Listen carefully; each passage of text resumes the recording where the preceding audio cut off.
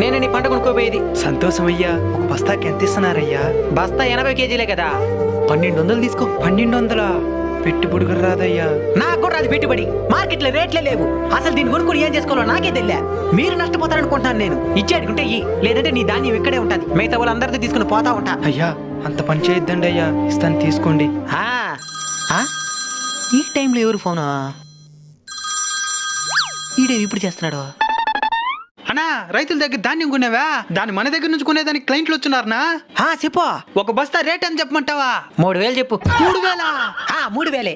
ఇక్కడ రైతులకి 2500 ఇస్తుండేది. ఆ మాత్రం లాభం కూడా లేకపోతే ఇంకెట్టా? 3000 చెప్పు. సరే అన్న.